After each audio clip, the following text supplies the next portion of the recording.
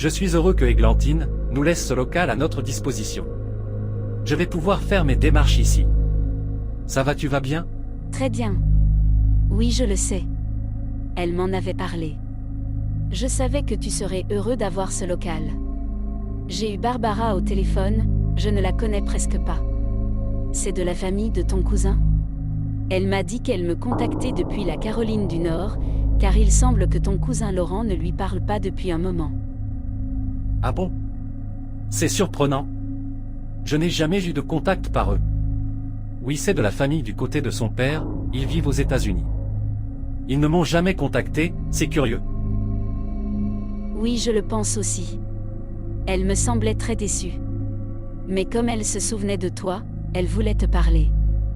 Laurent est homosexuel, tu le savais?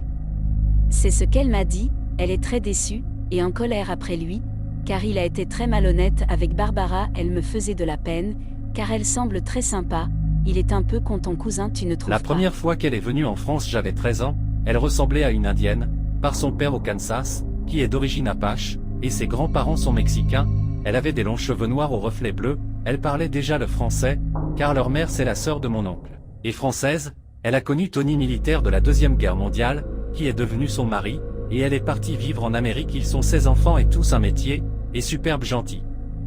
Laurent a dû mettre le paquet pour se brouiller avec eux. C'est ce que Barbara m'a dit, elle était surprise de voir que des hommes sur sa page. Alors, comme elle me l'a dit, elle lui a pardonné et fait des prières pour lui, car ils sont très croyants dans cette famille, tu le sais. Alors, ton cousin aurait tout vendu, sa maison à Argelès, et il serait parti dans l'arrière-pays, et il semblerait que c'est une saisie qu'il aurait eue, à cause de son agence de voyage, dans le Nord qu'il a louée et n'aurait pas déclaré, d'après ce que c'est Barbara. Écoute.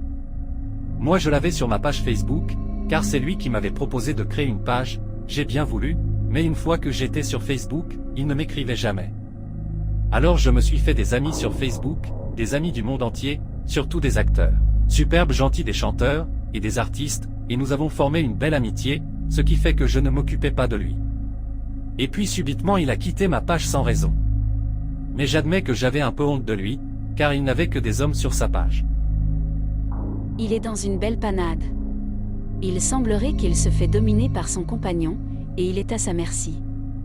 Barbara va certainement te recontacter. En tout cas, je suis enchantée de connaître cette dame. Elle est vraiment Je ne suis pas sympa. surpris. Quand il était sur Facebook, il envoyait des photos de ses excursions dans des lieux 5 étoiles, il a vécu comme un roi pendant 6 ans avec 500 millions, il a tout claqué semble-t-il. Et en plus il était jaloux de moi quand j'ai acheté ma voiture. Oui, il a eu une saisie certainement, car il ne voulait pas reprendre les affaires de son beau-père, l'ami de sa mère qui est ma tante. Son beau-père l'avait mis dans son héritage, mais il semblerait que mon cousin ne savait pas la gestion, ce qui explique cet événement. Je pense qu'il doit être coincé avec son compagnon. Il ne peut plus reculer.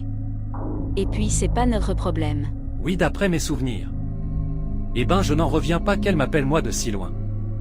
De Charlotte, une belle petite ville. Bonjour Madame Stalia. Mario vous propose un dîner de montagne. Des griffes sauce moutarde, avec quelques glissades de morille et pruneaux, dans un canapé de crème de marron flambée au cognac et en dessert, un flan au citron et cannelle.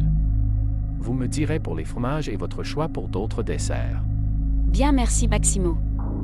Oui, ça me convient, c'est parfait.